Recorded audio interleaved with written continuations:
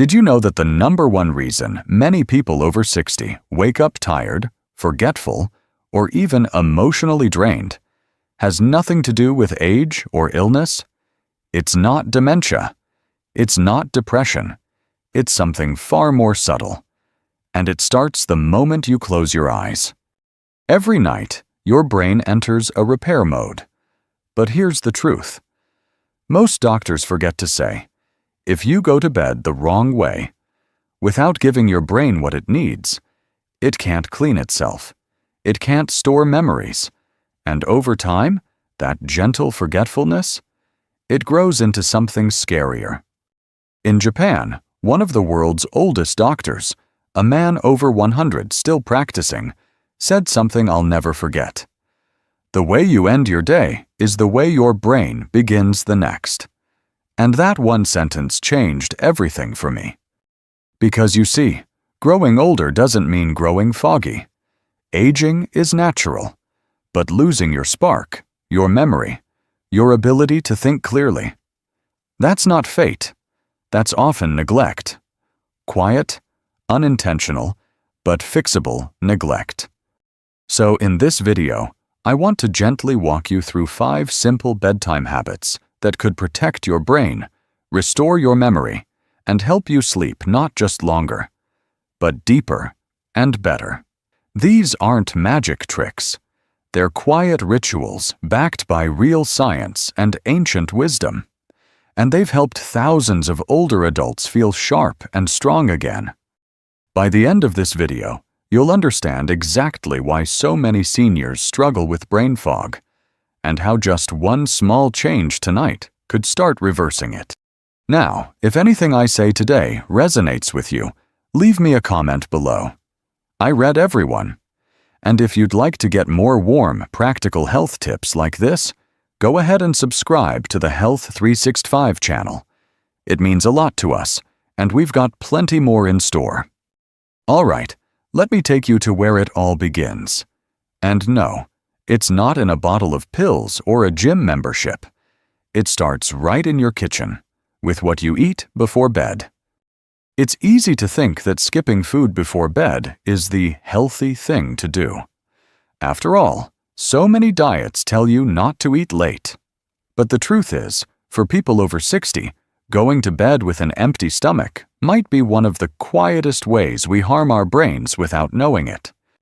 You see, as we age, our brain's metabolism changes. It becomes more sensitive to fasting, especially overnight.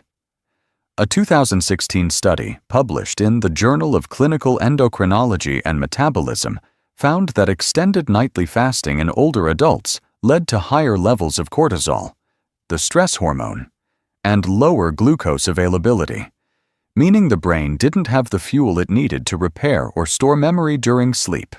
In simple terms, it's like asking your brain to run a marathon with no water or shoes. Let me tell you about Mr. Yamamoto, a 74-year-old retired school principal in Japan. He was always sharp, loved crosswords, rarely missed a detail. But after following some Western weight loss advice, no food after 6 p.m., he began forgetting names, misplacing things, even waking up feeling groggy.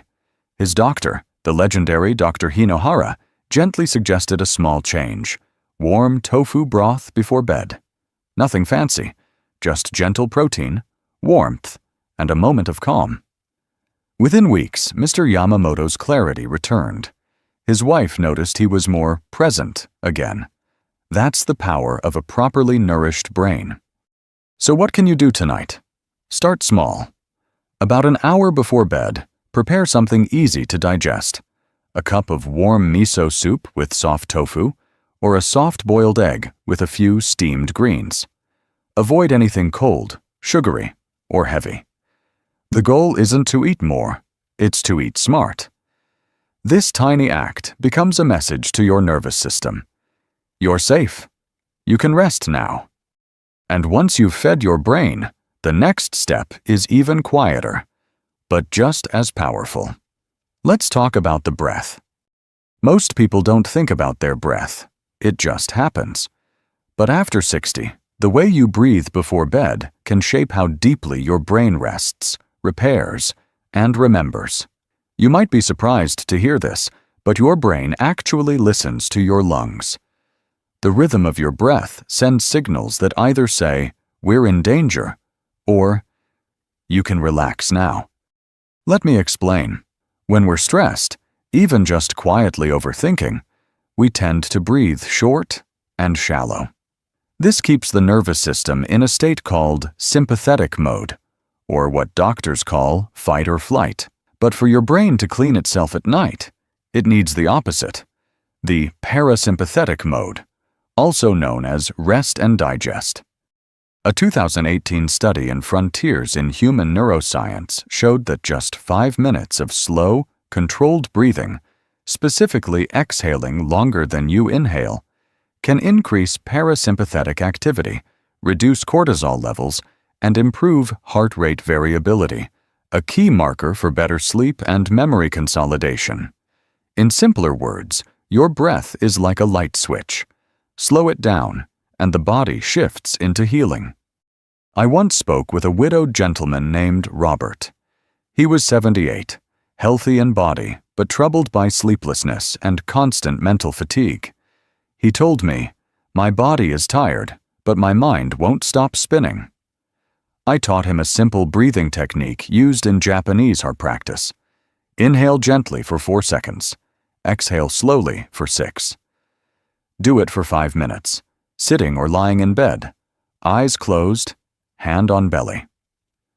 Within 2 weeks, he reported sleeping deeper and waking up clearer. His words were, "It feels like my brain finally knows it can rest." So tonight, after your light snack, sit in a quiet room. Place one hand on your belly. Breathe in gently, then breathe out even more slowly. Do this for just 5 minutes. Let each breath feel like a soft wave telling your brain, "You're safe, you're loved, you can let go." And when your breath begins to calm your thoughts, the space around you begins to matter more than you realize. Let's talk about creating a peaceful sleep environment. You can eat the right food. You can breathe the right way. But if your environment still shouts daytime, your brain won't believe it's time to rest. One of the most overlooked secrets to preserving brain strength after 60 is this: your surroundings must whisper peace as you prepare for sleep. Let me explain why. The brain responds to external signals, light, sound, even temperature, just as much as it responds to thoughts or nutrition. Your body has something called a circadian rhythm, basically your internal clock. But here's the thing. This clock doesn't run on time. It runs on cues. A study published in the Journal of Neuroscience in 2017 found that exposure to bright artificial light just 30 minutes before sleep suppressed melatonin production by up to 50%, delaying the onset of deep sleep and interrupting memory consolidation. And it's not just about light. Noise, clutter, even a loud TV in another room can keep your brain in a state of low-level alertness, unable to fully drop into its healing cycle. Let me tell you about Mrs. Laney, a 69-year-old painter I once met. She had a lovely home, but never realized how overstimulating her evenings were. TV blaring, phone in hand, scrolling news until the minute she turned out the light. She thought she had insomnia. But after making one change, turning off screens 45 minutes before bed and lighting a simple candle while reading poetry, her sleep transformed. "It's like my brain finally exhaled," she told me. And her creativity returned too. Tonight, try this. Dim the lights an hour before bed. If possible, light a candle instead of using overhead lights. Open a window slightly to let fresh air in. Put your phone away, not beside the bed, but outside the room. Read something calming, maybe a spiritual passage or a few pages of a story you love. Even silence can be soothing when it's chosen. And when your space begins to feel like a sanctuary, there's one more quiet step you can take to deepen the peace. Not outside, but within. Let's talk about gratitude. There's something quietly powerful about ending your day with gratitude. It doesn't have to be dramatic. Just a moment, a pause, a whisper to yourself that says, "Today may not have been perfect, but there was still something good." And here's what's fascinating. Science agrees. Gratitude isn't just a feel-good emotion. It's medicine for your brain. A groundbreaking study from the Journal of Applied Psychology, Health and Well-Being found that people who wrote down just 3 things they were grateful for each night before bed not only slept longer, but experienced deeper, more restful sleep. Another study from UC Davis revealed that daily gratitude practice led to improved mood, reduced inflammation, and even stronger memory function, especially in older adults. Why does it work? Because when you focus on what went right, your brain releases dopamine and serotonin, the same chemicals that support learning, memory, and emotional regulation. It's like giving your mind a warm bath before it drifts off to sleep. Let me share a story.